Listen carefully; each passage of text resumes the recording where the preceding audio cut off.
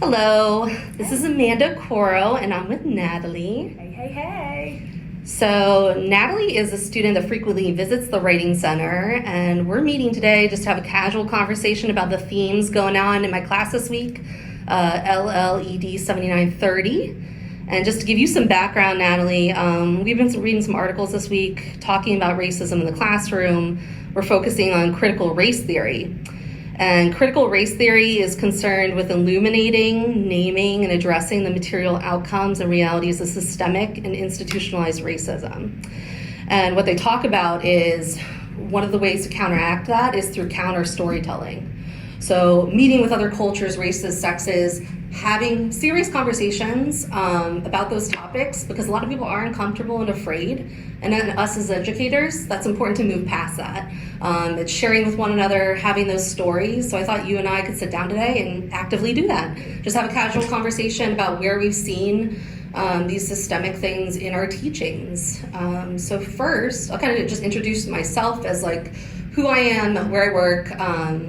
I'm a white female and I work at an HBCU. And I'm currently married. Natalie, you kind of want to share who you are? Yes, my name is Natalie Bolger, and I'm an African-American female, and I work in the school system here in Dougherty County, and I'm a second grade teacher. And I thought this would be really interesting because we're both teachers now. So how does it play out, especially because we're focusing on it in education? So first, I just want to start by asking us as students, us going through education, growing up, where did you kind of see these systemic racism, or it could be microaggressions? What's something that stands out in your mind? I can remember when I was in high school, my 10th grade year, I had a white male teacher, and I'm a student, well, I used to be a student that asks questions often.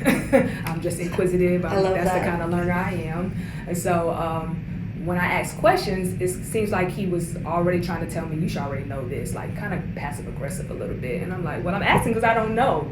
And so I don't like how he would just go, skip over my questions sometimes. So I kind of felt some type of way with that. Yeah.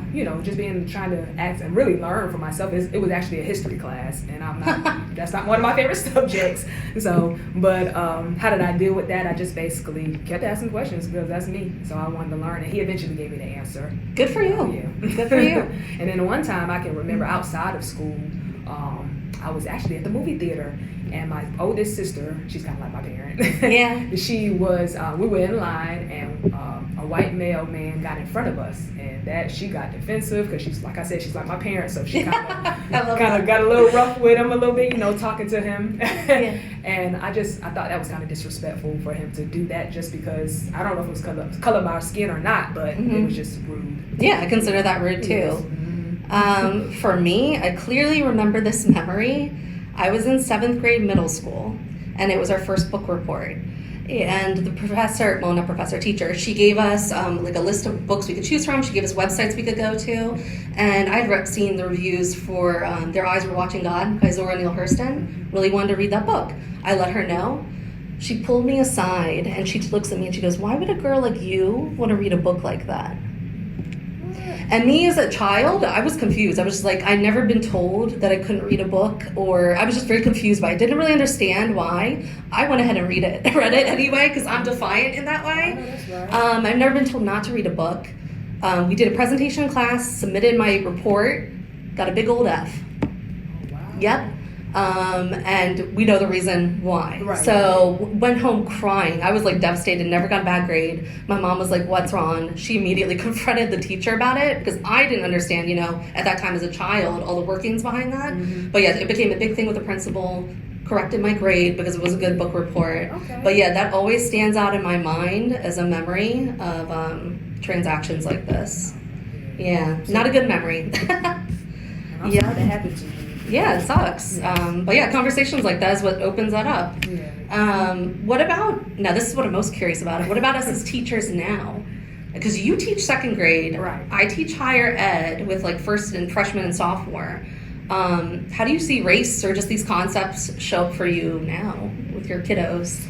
Well, this year, I teach at a predominantly black school. So this year, I had the privilege of teaching one white student in my class. Okay. And I was excited about that. Yeah. Now, when I had to teach about Martin Luther King Jr., that was a little difficult for me, even though, I taught the curriculum, the standard that I had to teach.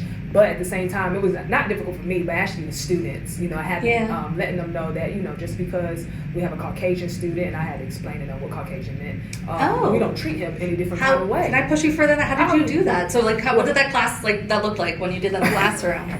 Well, I just explained to them that we don't teach. Just because if I say white or Caucasian, we know we have this certain student in my classroom. We don't treat him any differently. Because the students will say, well, he says his name, and then explain, well, he does this and does that, and I was like, well, we don't treat him differently. We're all a family. So I just try to make him feel welcome in the classroom. Because he's a joy to have my class anyway. So I had to deal with that for the first time this year. So awesome. it'll make me feel better when I start teaching other Caucasian students. Yeah, definitely. Because you've always taught at that school, right? Yes. Okay. Was your student teaching different from the school you teach in now? It was still Daughtry? It was still Daughtry? Yeah. Okay. For me, of course, teaching as a white female in an HBCU, I am always careful. I'm always don't want to offend anyone by what I say, and I'm careful in that.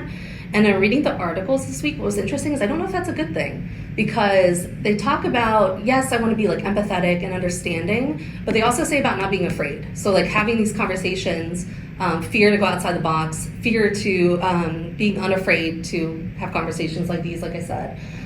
So when I think about race showing up in the writing that I help with, examples I can think of, like I said, I started here in 2020. So it's when there was a lot of civil unrest in the country, you had George Floyd in the news and things like that. So a lot of their paper topics were surrounding that. And a lot of them chose to write about police brutality and white privilege, and they would bring their papers and to read them to me, and they're reading aloud, and they would stop, or they would actually skip sections because they didn't want to offend me, or they were afraid to say it out loud. But me purposely, I would say, wait, no, go back and read that. Right. What does that say? And they straight out said oh, I don't want to offend you. I'm like, no, you're not going to offend me. These are true things. This is your writing. I want to hear it. Right. And I think it's that reassurance, doing things like that. If teachers don't do that, then small changes can't happen. Exactly. And I'm glad he was open to it. Yeah, you feel that way too, Yes. Natalie? Well, yeah, I really appreciate you sitting down with me. Anything else you want to add on the topic, or do you think these conversations can make real change, or do you think it's going to take more than that? I think they can. The conversation that we just had, and if other people are having it, yes, definitely, it can make change. Yeah, it's about staying open, and hopefully these continue in the future. Well, thank you. Thank you.